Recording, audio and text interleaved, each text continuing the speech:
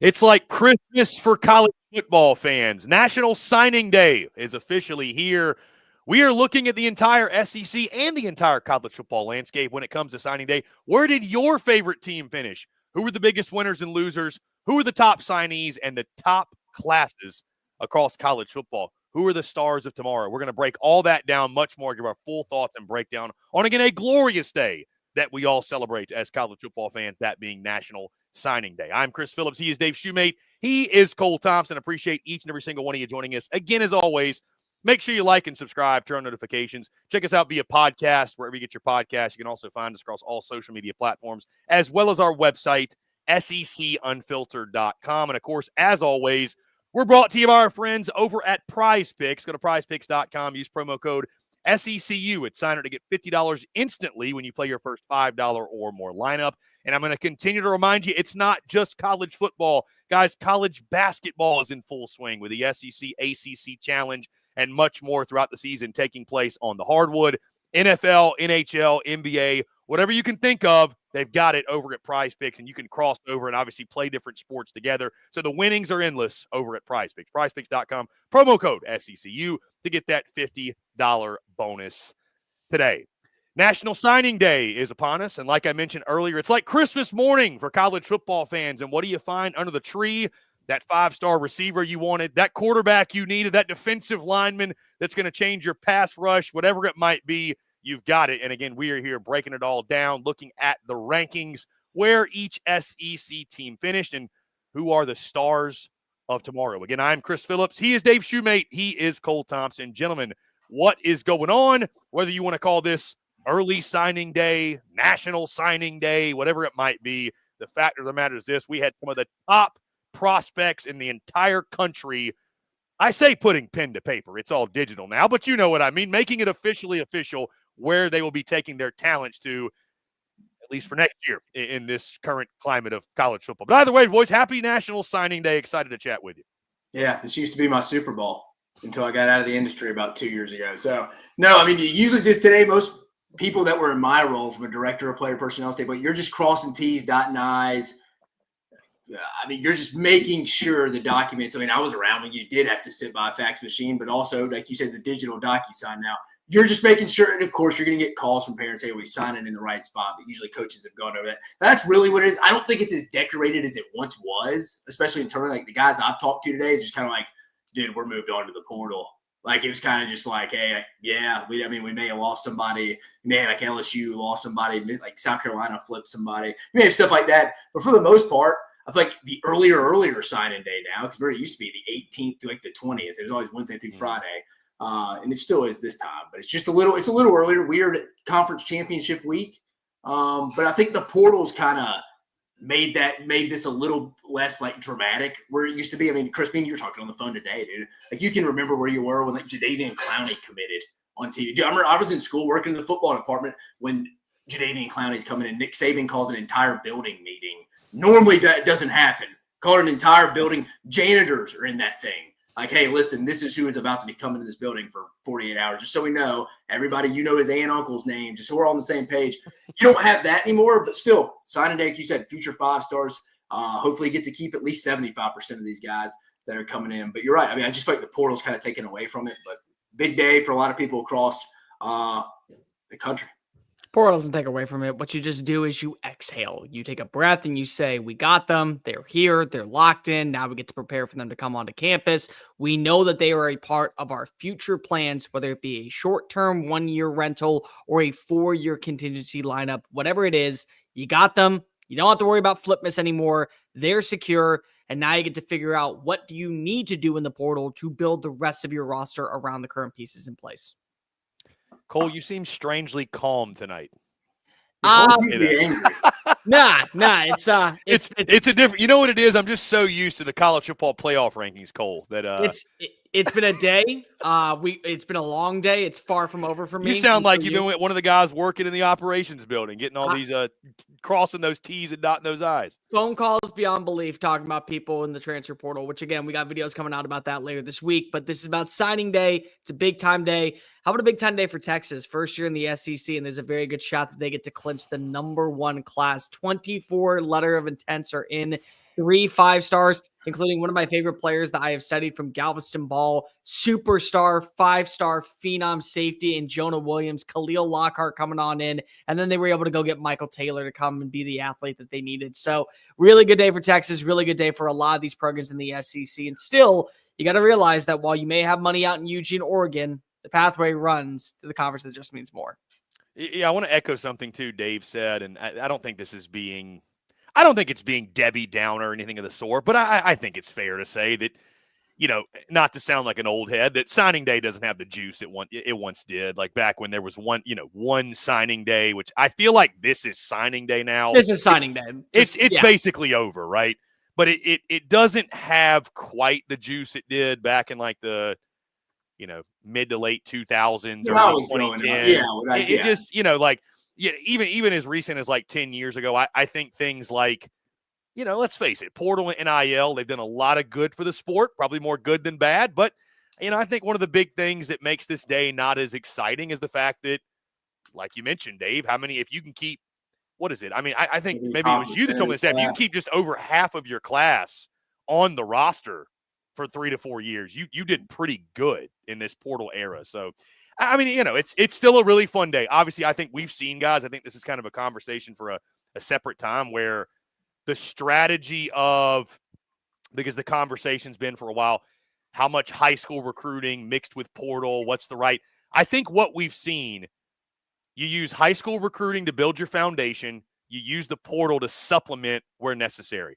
I think teams like Florida State have kind of shown us the negatives if you just go pure portal. And I think Clemson has shown us the other side. If you go pure high school, you're missing out on some talent that could help you win an extra game or two and could put you in the playoff, unless, of course, you're the playoff committee and you just say you could just win your conference again. And anyways, that's beside the point. Anyways, though, still an exciting day, a lot of fun. Guys, that being said, let's go ahead and pull up the national top 25. This via, of course, our friends over at On3.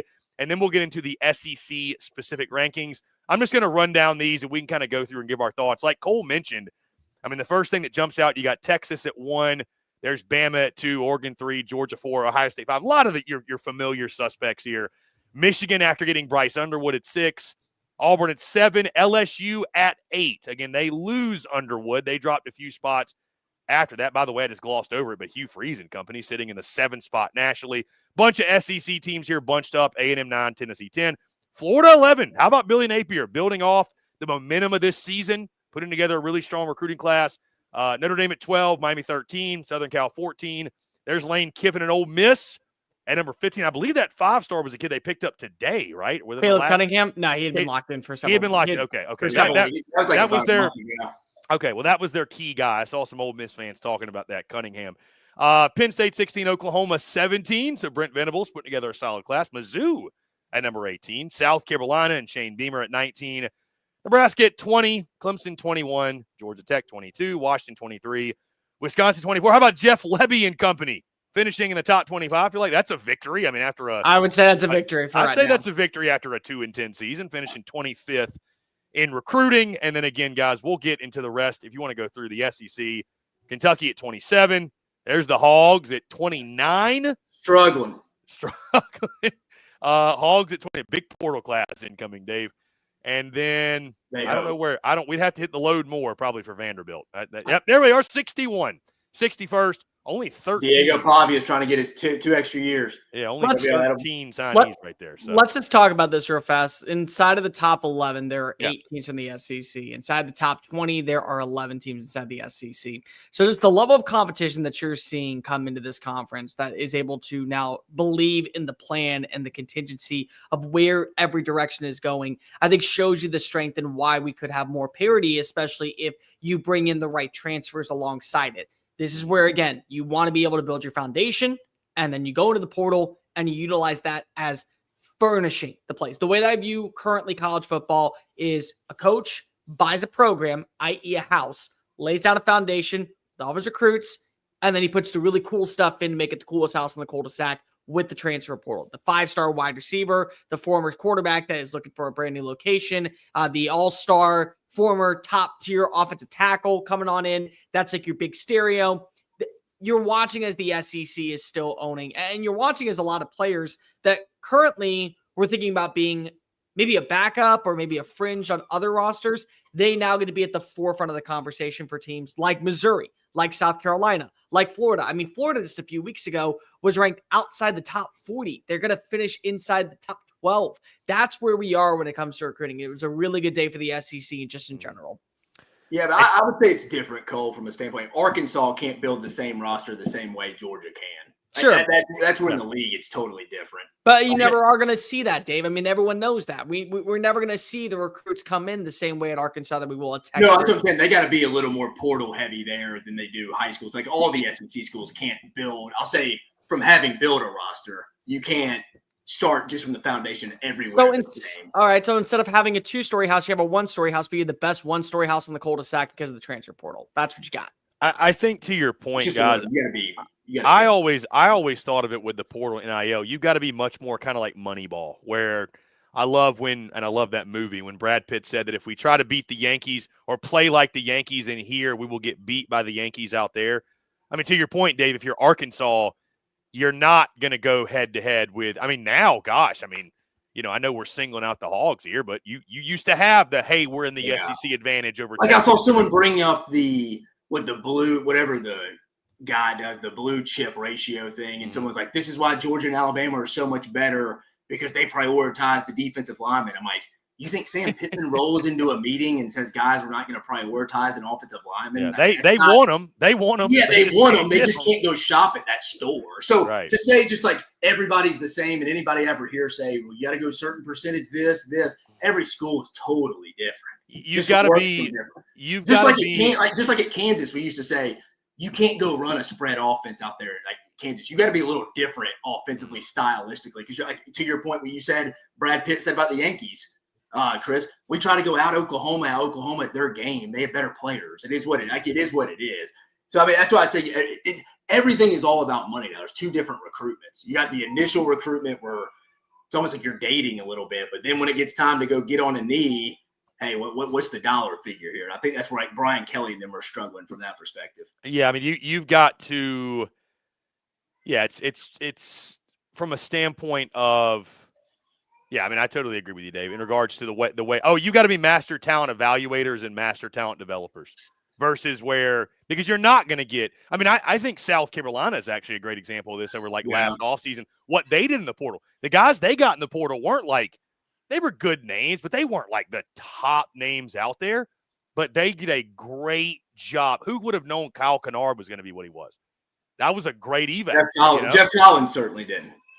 That was a great eval, right? So, I mean, you're at a place like Arkansas. You're at a place like even like certainly a Mississippi State. I would still say even a place like South Carolina or Missouri or, Kentucky, whatever. You're not going to, like you said, out Georgia, out Alabama, and out Texas, which brings me to the fact, gentlemen, Texas is number 1 in the country when it comes to signing class. I mean, listen, obviously, Texas is in the SEC championship again this weekend. You talk about having a year, though. You're number 1 in recruiting. Like, that is – I don't think that's something you just gloss over here. Like, and I know it's not probably completely over. I don't know if Alabama is going to add somebody or Georgia or Oregon or whatever, but like right now, classes are pretty much done. I think it's them or Georgia, but either way, I mean, either way, it's a good class. Right. I mean, it's a great class. I'm just saying the fact Texas comes into the league. And I mean, guys, we're going to turn this to SEC in a second because, I feel like looking at the national rankings, and y'all tell me what y'all think. Looking at the national rankings, it almost can kind of give you sort of a false inflation of where you are. Like, people will make themselves feel really good. Like, man, we finished top 25 in recruiting this year. Man, we had a great class, but it's like, well, you were 14th in the SEC. So, I mean, let's keep it all in perspective. But for Texas to be 1-1, I mean, that's a hell of a job by Sark and company. And it's a heck of an accomplishment. I just don't think you can gloss over that. The thing that's really important here is that they were able to flip players at the last minute and they were able to retain players at the last minute. A guy like Jamie French from Tampa, there was a lot of conversations about him maybe going to Florida at the end of the year. He was now going to be locked in, signed his letter of intent. The fact that they were able to go get a 4-star cornerback in Cade Phillips in Missouri City, right outside of Houston, going to LSU. able to flip him at the last second, say, nope, we're going to go stay in the Lone Star State. The fact they were able to lose DeCorian Grant, the 5-star plus wide receiver that went to Oregon, but they were able to keep the number 2 wide receiver in the country and the number 5 player in the state, and Khalil Lockett, is a big deal. Michael Terry comes on in.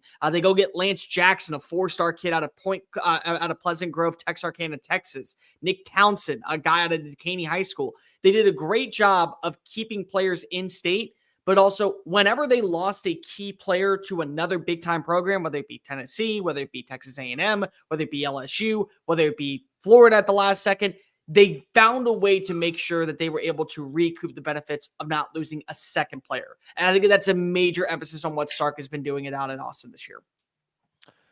Guys, as we turn our attention to the SEC rankings specifically, Dave, I'll kick it over to you. I mean, we're talking about winners and losers. I jumped straight to Auburn, man. We've talked so much about Auburn, their needs at quarterback. I mean, the one thing for Hugh Freeze, and coming off a really rough 5-7 season, they had to have it.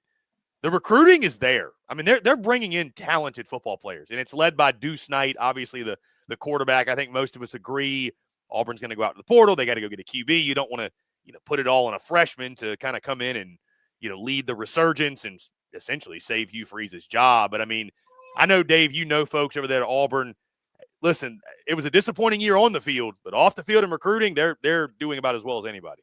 Yeah, I think they would even be a little shocked how well they kept his class after everything. I mean, I saw Hugh say something about people were saying he had some health issue. He's going to retire. He said, yeah, that was crazy. No, but I think, you're right, Chris. Considering the year, yeah, it was an A+ fall for you. I mean, you didn't lose really anybody. I think they were a little worried about losing the Malik Autry kid late, which he was down the street. But no, they dominated the state outside of the one kid going to Alabama and the kid who flipped to Oregon today, who was committed to Ohio State for a long time.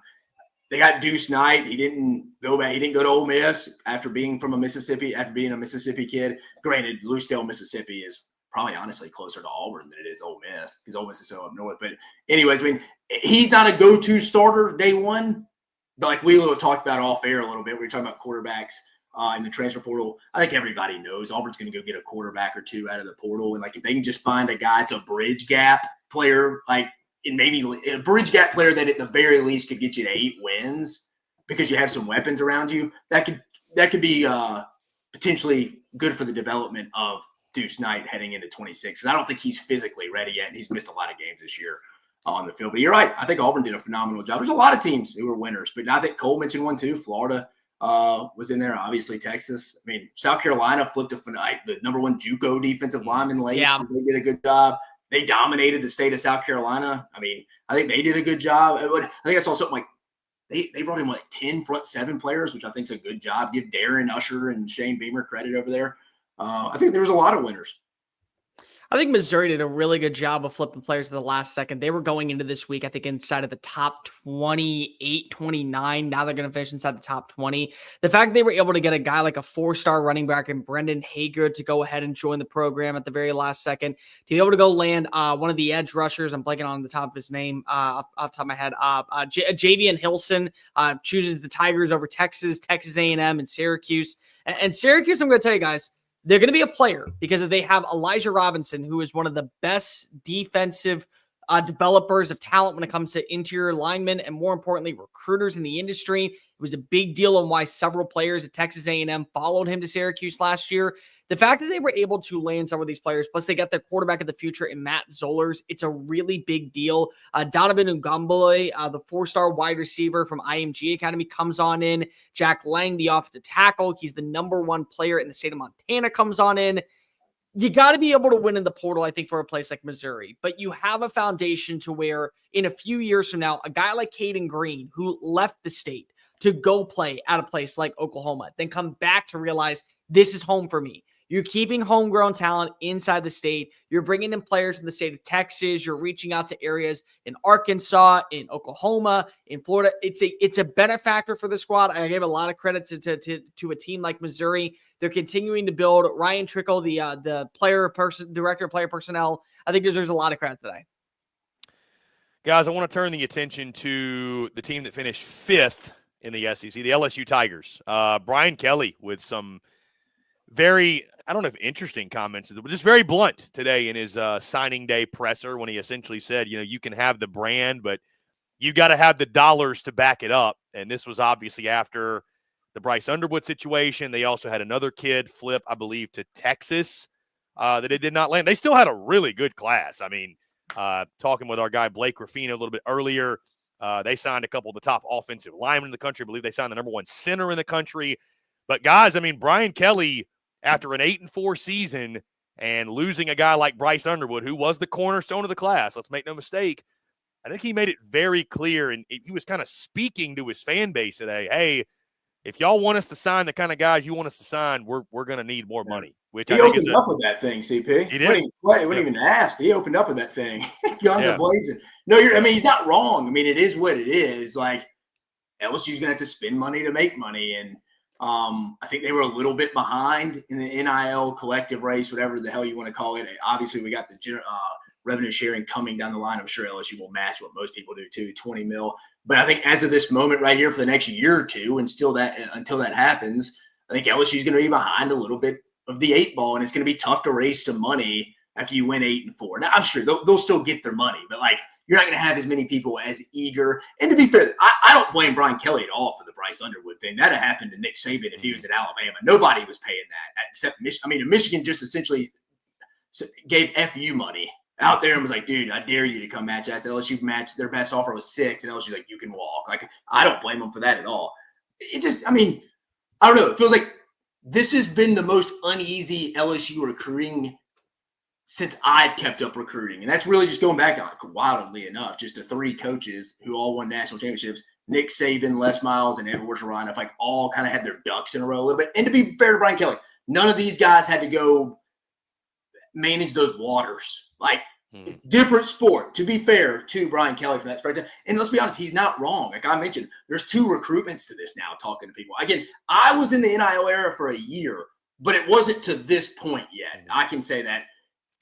But he's not wrong from perspective. Like, they come in, hey, yeah, I like LSU. We show interest. Yeah, let's date. And then let's get down to business real fast. And he's like, and I think that bothers him. And I see a lot of people making fun of him today. All right, when you're at Notre Dame, you complain you have academic standards that are too hard. You get to LSU, you complain you don't have money. It's like, so I know people getting onto him. He's not wrong. It's just not what people really want to hear after an 8-4 season where they feel like you kind of falter down the line. Again, he's not wrong. You're right, though, Chris.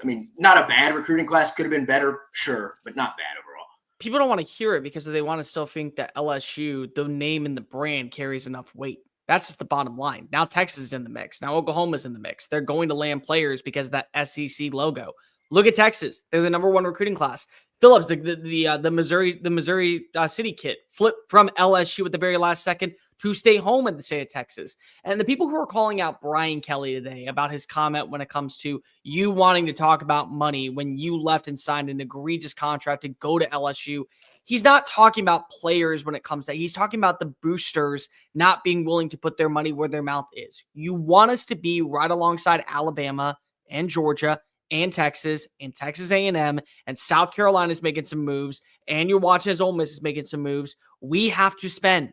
That's the bottom line. If you want us to be in that same conversation as everybody else, we have to spend. Now, with that being said, the money that has been left over, that's where you should go start looking at what's going to be the asking price for maybe an offensive tackle. Because they did do a really good job of bringing in Solomon Thomas, the kid who was committed to Florida State, all the way up until the final whistle. At the 11th hour, he flips on over. They got a great running back in Harlem Berry. They also got Charles Ross, the North Shore linebacker. DJ Pickett, the 5-star from Florida, is coming on in to play cornerback for them. The question is now, you got your foundation. You got Caden Duran back. You got some really good running backs coming in. You feel like that you probably have your Harold Perkins replacement, who could be maybe a day 1 starter if he gets on a campus early. How do you build around the rest of the roster to put you in a great position? And this is where, again, you are LSU. That purple and gold has got to carry a little bit of weight in the Southeastern region. It has to carry a lot of weight in the boot. It has to be a reason why teams players that are in the transfer portal are saying, I want to come to Death Valley. I want to play for the Tiger Nation. I want to play against some of the best competition on a Saturday night in the SEC. I want to bring the glory back to what is Tiger football down in Baton Rouge. You got to be able to put your money where your mouth is. So the money that was allocated towards Bryce Underwood, and let's just call a spade, This is going to be the ultimate test for anybody out there when it comes to spending money. Because let's just say Bryce Underwood is god-awful. Nobody will pay this amount for a quarterback that has not been proven at the collegiate level ever again. It's just like what we saw when Deshaun Watson got that $230 million guaranteed deal by the Cleveland Browns. Nobody is ever going to offer that again because the way that he played under that current regime and under that current deal. So it maybe is a blessing in disguise, but now you have your pieces. You finish with the top 10 class. You got to build around it with the transfer portal. Basically, what Lane Kiffin did last year to make sure that they were all in for 2024, that's what you have to see this year for whatever the case is down in Baton Rouge with Brian Kelly in 2025. To piggyback off Cole, they brought in my mentor there, Austin Thomas, who was the general manager at Ole Miss, to piggyback off his point. And real quick, I mean, the problem Brian Kelly has, he underestimated the politics in the state in there. And like when I talk about politics, it's the only big school in the state. You have to scratch a lot of backs of those big high schools because they always have guys coming down the line. So you may have to take a little Johnny who isn't good enough to play at LSU and should go be playing at Louisiana Lafayette. That's the politics I think he underestimated in listening to the wrong people. I think that's right now. So again, I think it's one of those things. And I think in today's era, I think y'all would agree with me. I think we all agree Auburn could be significantly improved next year. I mean, if they go in the portal again, it's tough to say. I think just because teams are down 1 year, as we know, it's all about the dollar now. You can go flip the roster really fast year to year. LSU gets a couple pieces. Yeah, I'm with Cole. I think they could be 9-3, 10-2 next year.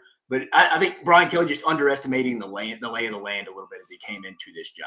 Can we talk a little bit about Tennessee? Because they made some good moves today. They were able to flip 2 players at the very last second. Here's the problem. They're still not having David Sanders Jr., the 6'6", number 1 offensive tackle in the country, who has been committed to them since August, sign on the dotted line. To me, that's a big deal because of your recruiting rankings right now are really boding well in your favor. You did a great job of being able to land several really talented guys. You flipped some dudes at the very last second. You got a 4-star linebacker in Jaden Perlott, who was going to be committed to USC. You were able to go flip Isaiah Campbell to leave his home state and go play for Rocky Top. But you got to get David Sanders Jr. Cole, I can answer your question. Glenn Ellerby is your answer. Really? The offensive, yeah, they're not very high. I think most Tennessee fans would agree. He just not a really great closer, but I'm with you. It's unfortunate they don't get him to sign early. The problem with this is that you're opening up the recruiting to where he will sign on quote-unquote national signing day, allowing other opponents such as Georgia, such as Alabama, such as LSU, such as even Auburn that could offer a massive pay grade.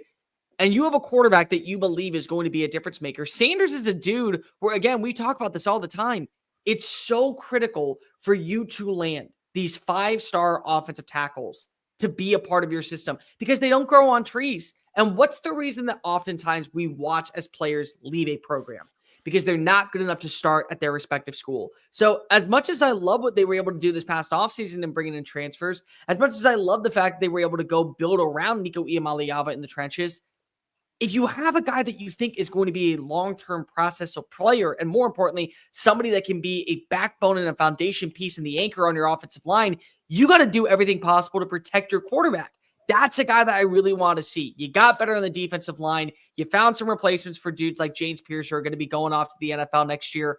But David Sampson Jr. not signing today, I think is a little bit of a sour point for those out in Tennessee because if they now realize we may have to go hit the portal again like we did last year for Lance Hurd, and we may not be so lucky, especially with the fact that we have a quarterback that we think could take us all the way to the national championship. And Lance Hurd wasn't great either. No, so that's the point. Yeah, you'd like for David Sanders Jr. obviously to work out. Again, we just had his bio pulled up. I mean, everybody wants that kid, all the big-time schools. So it'll be interesting to follow that. Guys, in closing, it's interesting. We haven't talked about him a ton, but there were a lot of questions about could he recruit the South. I'm not hearing a lot of those questions anymore. Kalen DeBoer in Alabama. I mean, right there at the top, number 2. Again, you two guys are Bama dudes. Major takeaways from DeBoer's first signing class? I mean, it seems so far so good. I don't see any sort of drop-off for the Crimson Tide. No, I mean, I thought it was good. I mean, you said the Southeast. I think predominantly was their California connections. And I know a lot of people are giving them, questioning that still a little bit. Even people inside the industry, are they really going to go recruit California that consistently over there? That's not – they're right. I think people, unless it's Nick Saban, you're not going to be able to consistently go do that over there. But I will give them the benefit of the doubt. I think this year they were literally just doing it because it's like, dude, we're kind of late to the process in these recruiting battles. We got a lot of connections. Courtney Morgan's out from LA. I think a lot of those dudes had prior relationships with kids because they were out there at Washington. I mean, they signed more top kids than USC did. I mean, in California out there. So I think they had to do what they had to do in this class. Keenan Russell was massive from Duncanville. He was, I remember him coming to camp when he was just a little kid when I was at Texas A&M. He's a big-time player. A&M, talked to a guy at A&M today. He said that he feels like they just totally whiffed on him. That kid would have came there if they were on him earlier. So that's a big one for Bama. You never know. He may come in and start for Bama next year if Jalen Milroe comes in. I'm not saying that. It's just, I don't think Kalen DeBoer would be opposed to starting a true freshman if you had to, because I don't think we're overly sold yet on Ty Simpson, Dylan Lonergan, or Austin Mack, and I bet one of them will leave here at some point soon. So it wouldn't shock me if Russell comes in and we're surprised. I wouldn't be surprised if he's starting next year once Jalen Milroe leaves. Courtney Morgan was the most underappreciated move of the entire offseason at Alabama, and he worked today. He was able to go ahead and get a couple of flips at the last second. The fact that he was able to land Derek Meadows, the 4-star wide receiver out of Bishop Gorman, who had been committed to LSU. Big-time deal. You got your quarterback of the future in Keelan Russell, Michael Carroll. And you know what? I was listening to a couple of shows earlier today, and they were talking about what was the emphasis for a guy like Kalen DeBoer to sell Alabama. He utilized what was the best calling card. It's Alabama. You put people in the NFL. You go here, you leave better, you get millions of dollars to go play on Sundays. What more do you want? If you want to be an NFL player, this is where you belong. And now they are. And that's going to be, I think, a big emphasis moving forward. The question was, could he recruit? Absolutely. I think that you could sell a program like Alabama. Could you sell yourself? The fact that you were able to land kids that you were talking to that were going to be a part of your recruiting class at Washington, and they still believe enough to say, well, now it's Alabama. We're watching the results unfold on the field. We're seeing that you are going to be a threat to go to the college football playoff every single year. You're bringing in the right transfers. You're retaining talent. You're believing that these young players are going to hit their stride. I think Ryan Williams coming in and immediately flourishing as a part of the system gave hope to a lot of young players. If I stand out the way that Xavier Brown did, the way that Ryan Williams did, the way that several offensive linemen did, I'm going to have a role immediately. And it's not susceptible to just saying you have to earn your way up in the pecking order. We want you to start right away if you are good enough.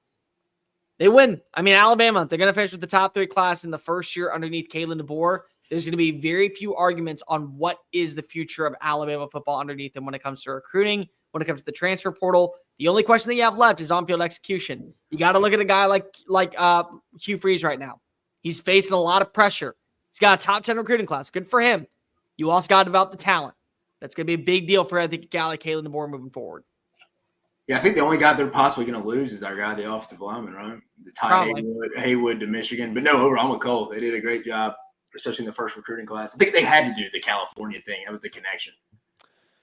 Guys, in closing, anything else? Anything stand out from signing day? I mean, again, looking at the SEC rankings, I'm here at the bottom. It kind of feels like, and I'm not meaning to take shots, but it's kind of like our top contenders are at the top, and our teams that are typically finishing the bottom half are at the bottoms. I mean, anything in particular stand out that, I will tell you this. Sam Pittman is back next year. I mentioned that we like Sam. Again, when you have to start the sentence with that, it's not good. I feel for Hog fans because it's like, I don't know what you're really clinging to right now when it comes to hope. I know they're going to go out in the portal. I know our guys there in Fayetteville are working hard, but I mean, listen, a lot of fans, they just go off the ranking. You can't blame them for that. It's just tough, to see your team down there. It's kind of like we're kind of lost in the wilderness right now. It's another game. It's like Gus used to say at Auburn, and Gus did a lot of things wrong, but this quote always stuck with me. For these high-end SEC teams, like the Blue Bloods, like the top 7-8 teams in the league, and you add in Texas and Oklahoma into this now too, it's another game. Signing day is. It's a win or loss. Like in people's mind, it's kind of like, man, if we win 8-4, we sign a top 5, top 10 recruiting class, really feels like we went 9-3. Kind of like, at least that's, I remember when I was in my fan days, like that's what it kind of felt. That's a good way to put it. That's a really good way to put it. It's almost like another win or it's a loss, depending how it is. That's how I'd close out. Cole made some great points tonight. I think the big trade, y'all tell me if I'm wrong, I think the big gap right now in recruiting ability from Texas to Oklahoma as they both enter this league is pretty wide. Absolutely. In my opinion. Don't sleep on Texas A&M. They know how to sell. They know how to sell that program. You got Jerome Miles at the very last second to say, you know what? See you later, USC. Don't even call me Ole Miss. Don't bring me up, Utah. I'm going to go play in Aggieland this year. I think that's a very big deal. That guy, to Cole's point, maybe why that guy could have like a Ryan Williams impact for them next year. Lamont Rogers, the offensive tackle, he comes on in, the number 9 player in the state. They also get Rashad Johnson. He's a really fun safety to watch out of South Florida. And they got DJ Sanders, another guy that's going to be, I think, a must plug and play addition on the defensive line. One thing that you don't want to do is give defensive players to Mike Elko. He knows how to turn them out, and he knows how to get them prepared for week 1. So, guys, that's going to do it. Again, appreciate you all tuning in. National Signing Day, well, I'll say early signing day, is in the books. There will still be some movement, obviously, like we mentioned. We're waiting on some big pieces to fall. But for the most part, these classes are finalized. And, again, the stars of tomorrow taking shape. So, again, appreciate each and every single one of you tuning in. Dave Shumate, Cole Thompson, appreciate you guys. Again, guys, make sure there's over 600 of you tuned in live. You hit like, you hit subscribe, you follow along on social media. You tune into the podcast where you get your podcast. And you go to our website, secunfiltered.com, for the latest from us. Once again, for Dave Shumate and Cole Thompson, I'm Chris Phillips. Appreciate each and every single one of you tuning in, and we will catch you on the other side.